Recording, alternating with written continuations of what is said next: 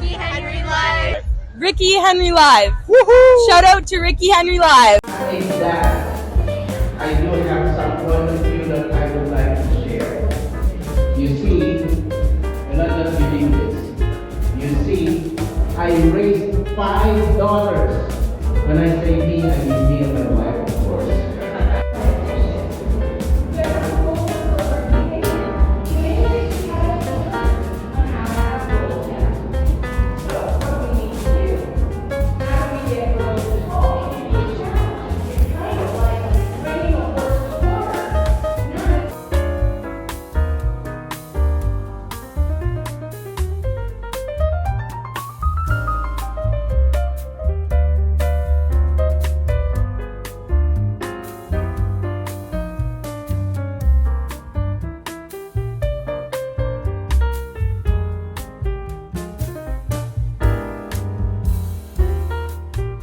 Their belief that they can do what it is that they need to do in order to survive and get to that goal.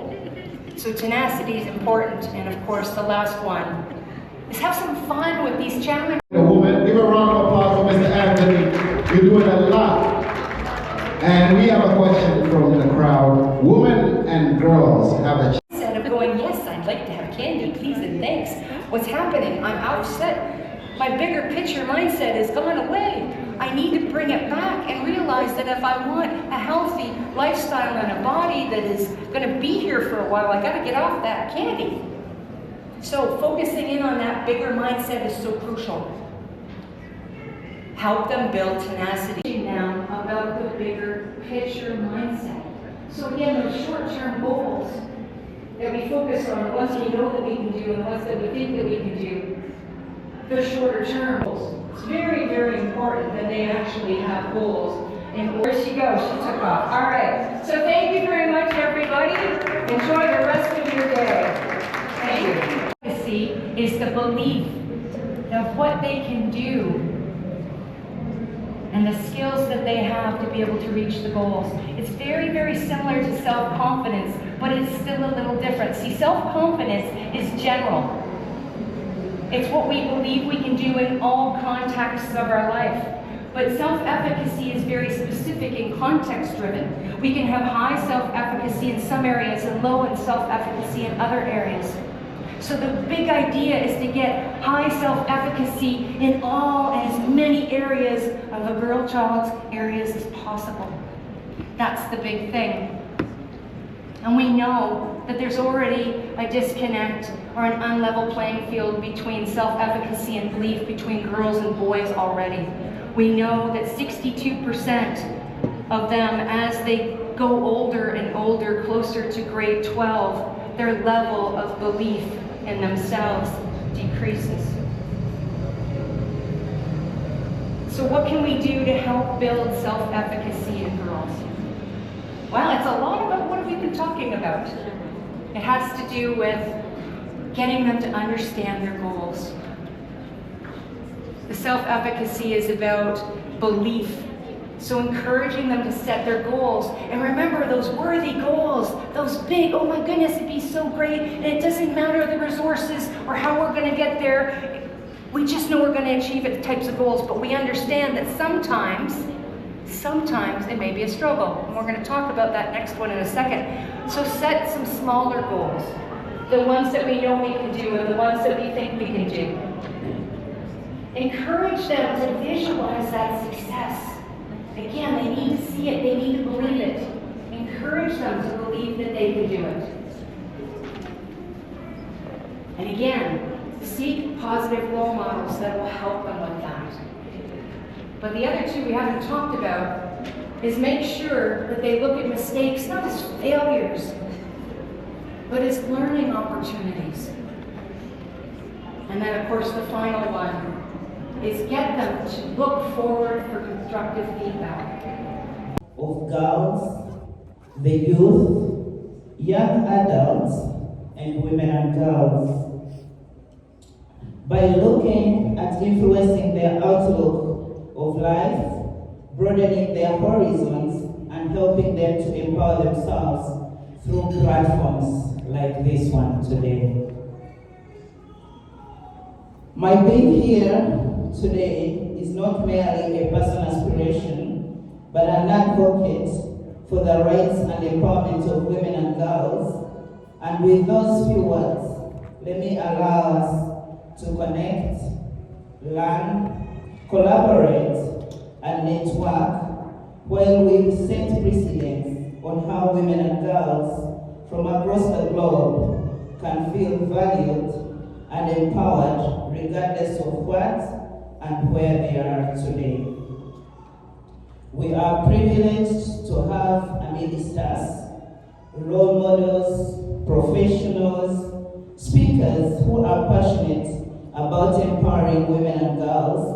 And without further ado, allow me give the mic to the MCs to introduce our speakers and we kick off. Thank you so much.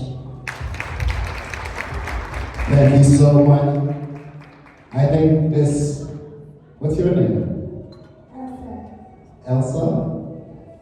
Nice to meet you, Elsa. This is one of Daphne's beautiful children, and they are part of this initiative. Wow, you know, come on, princesses, come on up, come on. Give them a round of applause, guys. These are Daphne's beautiful children. They're part of that empowerment and the reason why all this is happening. What's your name? Give it up for Chloe, guys. And you? Darlene. Wow. Beautiful name your children have, Daphne. And thank you guys for coming on stage. Take care. Sibling. Oh, you guys have something to say? You have something to say? All right, give it up for them. They're going to say something.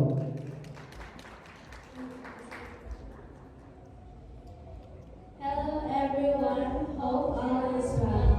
My name is Chloe Namar, I'm 11 years old. I am Darlene Kajumba, I am 9 years old, and we are Empowered Girls. For the 2 days you all will be here, for we will be talking about girl empowerment. Before we start, we would like to show you a short video on girl empowerment. Girl Child Empowerment at the Amari Girls Initiative. So fantastic, so excited to be here. You know, when I actually was talking with Daphne about this event and looking at what it is I do, I help women succeed in male-dominated industries.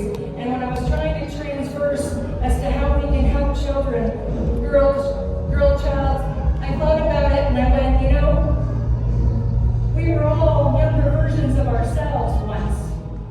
And some of you are actually still younger versions of yourselves. And I thought a lot of that information translates because as soon as we go from having empowered girls, we can become empowered women, right? Absolutely, thank you.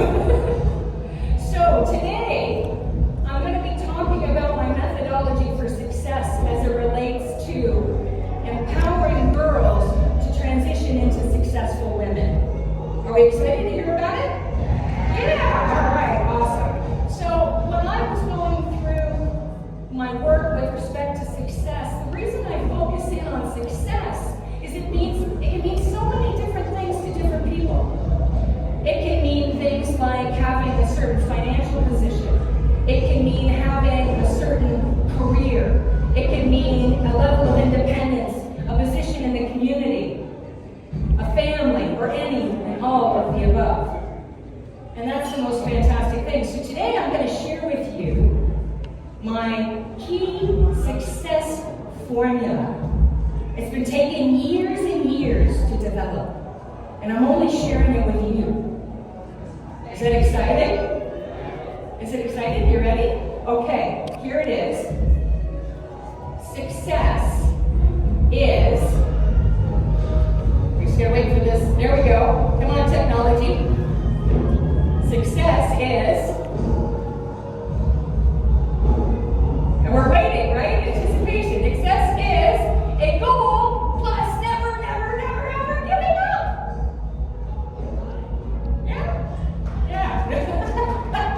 I know. It's exhausting just thinking about it, isn't it? And maybe it's easy, but if it was easy, everybody could do it.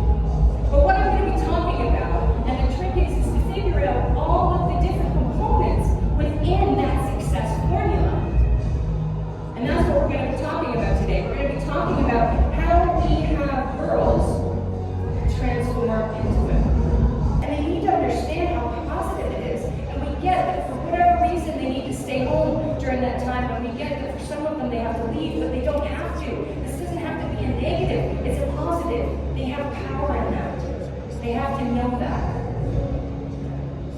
Another reason, money. I know there's money, that dirty word that seems to deal with all of our decisions, but money is a good reason why children leave school.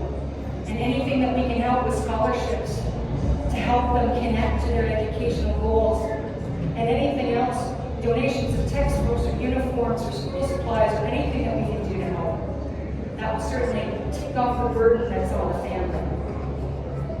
And the next one, of course, would be really cool is as we understand the girls' goals and what it is they want to do, have vocational training programs that are connected to those skills that they need to have to get them to the goals. Wouldn't that be awesome?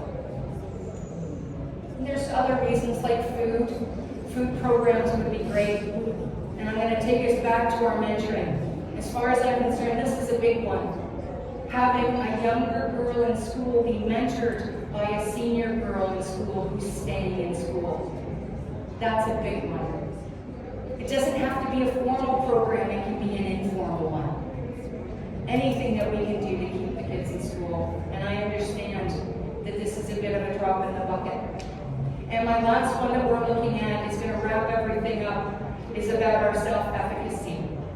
So what is self-efficacy? Self-efficacy is the belief of what they can do and the skills that they have to be able to reach the goals. It's very, very similar to self-confidence, but it's still a little different. See, self-confidence is general. It's what we believe we can do in all contexts of our life. But self-efficacy is very specific and context-driven. We can have high self-efficacy in some areas. Well, please go ahead and introduce our panelists, and we welcome them to the stage. All right.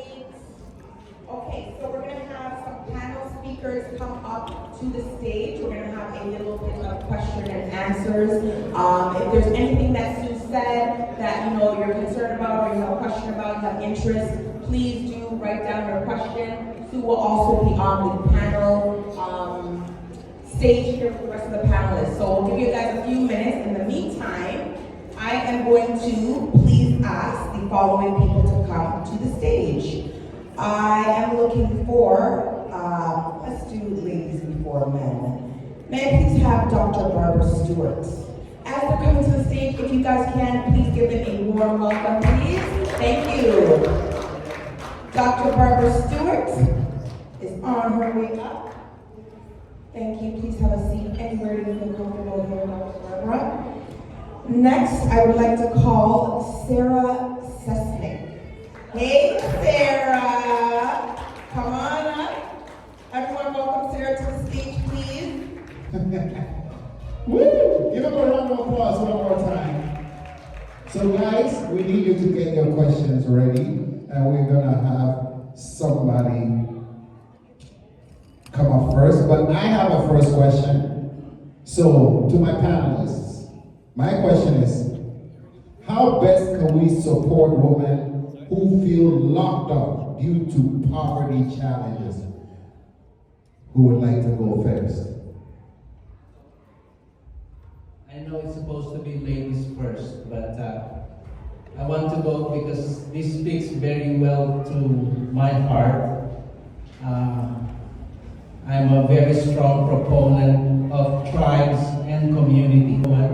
If you're such in a disadvantaged position, because this is a tribe and community thing, we have to work on this together as a community. We have to, like the Finn and I, we're part of the Rotary Club, and this is what we do. We support local communities and global communities. So there's a lot of help to be had out there. So do not hesitate to find that help. Don't take no for an answer. Get the help that you need, because you cannot do this on your own. It's not a matter of strength. It's not a matter of weakness. It's not a matter of shame. It's not a matter of pride. It's a matter of giving your child the best opportunity that you can have with the resources that you have. Leverage it with the community support. So that's what I'd say. Go seek community support, and they are there. Thank you. Anthony. I think it's really important to reach out and find who you can connect with, but also understand that you are not in a position of weakness as much as you may think. Money is one tool. It is a tool. That's all it is. The power is actually within yourself. You are more powerful than you believe your situations are. So you need to understand that first of all, and then you can get out of it. But you need to also, as Anthony said, that there are resources out there. You have to connect with people. You are not alone. There are other people out there that are struggling that can help you as well. And there are power in numbers. So make sure you don't remain in that position, because it's not about that. Hi everyone. I think that all the speakers up here are just absolutely incredible. Something that really speaks to my heart, to build off of Sue's point of being empowered and entering into spaces knowing and being confident in who you are and what you accomplish, is so incredibly important. But it starts with education. You have to reach people's hearts. If you want to impact the issue of why girls cannot go to school because of poverty, you have to connect with people and educate them on this matter. You have to hit them in the heart, make it relatable, help them understand why they need to care. And I think situations and conferences like these are extremely important and so helpful, because they help young women, diverse communities, understand from different perspectives the tools and the actions you can take that can make a big difference if they just understood the why you should care. And I would say that's a phenomenal first step, is simply just educating yourself on these topics. Because we live in very privileged communities where people sometimes don't even know these issues are still going on. And so education, I would say, was definitely one of the first steps. Thank you, and I'm totally in agreement with our panelists. Hello everybody. It's a pleasure to be here. I'm so honored to be here. I wish I'd seen more young people here, to hear young women, girls, actually, since we're talking about girls, to hear and to be impacted in what's going on here. For me, I believe in going to the root. Finding what is the root cause. Because in order for you to make changes, you need to know what created the problem. And as Sue said, whatever we carriers of wealth. Everything that we need is within us. If we understand that, how to activate it is another thing. And that's where getting the help comes from. Resource. They say, give a man a fish, and he will always come back. Show him how to fish, and he will always be independent. So we need to be able to teach people based on their ability. And like Sarah said, education is key. But self-love and believing in yourself, knowing who you are, is also very important. All right, thank you so much. As the moderator, I would like to just keep in mind, let's keep our answers short and sweet. There's one question here from a doctor in the building. Thank you so much. I actually have 2 questions, so I have time for 2 questions. What? Okay. All right, thank you so much, Sue, for this beautiful presentation, and thank you for all the other panelists for being here. I have 2 questions. The first one is regarding firstborn girls who will become women, and then the second one is regarding women who want to go into, or girls who want to go into male-dominated careers. So for firstborn girls, there is a lot of unspoken society pressure to succeed, because as the firstborn in a family, there is a lot of expectations for you, regardless of the society in which we are. Like, we live in Canadian society, African society, Indian society, we all know this. So my question is, how would you empower firstborn girls, to keep pushing even when they feel like they are failing? And then the second question is regarding girls who want to go into male-dominated fields. We know that representation is extremely important, and if a girl doesn't see somebody else doing what she wants to do, automatically she will feel like she doesn't belong there and she's going to shrink. So my question for that would be, if you had a little sister, or even the girls that you empower on a daily, how would you empower them when they don't feel confident or capable of going into a field where they only see men? Thank you.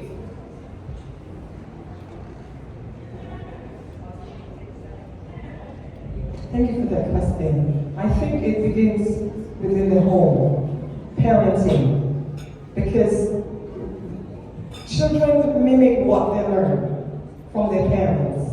And we have to change the mindset of parents to be able to change the narrative of what goes on within the children. Because the pressure that is placed on a firstborn, the expectation, sometimes can be so overwhelming that you never feel like you can meet up the expectation. You never feel that you are satisfactory enough based on what is expected of you. And even educating that person or allowing that person to soar to a certain limit, there's still so much pressure that they feel that they have to always be at a certain level. So I think it has to do with the mindset and what is related to that individual in the home. So help them to be yourself, to be authentic.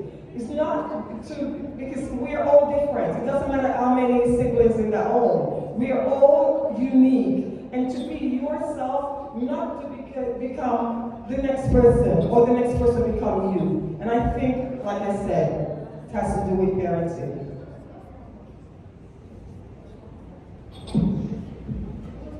We'll keep it short. I'm going to talk about the male-dominated industries, and one of the reasons I specialize in that is because my entire career, every career I've ever had, every job I've ever had, has been in a male-dominated industry. So I feel that question. You mentioned about the lack of confidence, and that's the biggest reason why girls not only don't go into those industries, but even if they go into the industries, within about 3 or 5 years, they leave. And the biggest thing is about development of self-confidence. They have to have that confidence that they will succeed. Outside of that, if they don't have the confidence, they need to be connected with ideally a role model, or a mentor, especially a mentor, a female mentor in that industry that can help them, guide them, build their confidence, share with them what happened to them, and help build them. And the girl will see that it is possible to succeed, will get that advice, will help develop that confidence, and that's exactly what will help them. And I firmly believe it's got to be a woman in the industry they want to go into. And there's a lot of women out there that need to do more mentoring, but also there are great women out there that will. Hope that helped. Well, we have the mic on. I'd like to answer those questions very briefly. I'll take both questions. First question is firstborn girl and all the expectations put on her. I have 4 children. My oldest is a girl. There's my wife Veronica there. She put up with 4 children. She's a hero. I don't know how she managed to do that. And I'm the 5th child, and I'm the worst of all. Anyway, what she did, Veronica's a genius. I can tell you that, she's a genius. What she did is she assigned the role of like a second mother to our oldest daughter, because following the daughter are 3 boys, and they're quite a handful. So she keeps all of them in check by having Katrina, our oldest, be their boss. So talk about girl empowerment. These 3 boys are looking up to their oldest sister as though she was the boss. They don't do anything if she doesn't tell them to move. She's got them under control, and that's a factor of what has been said before, parenting. So Veronica created the condition that the boys will have to listen to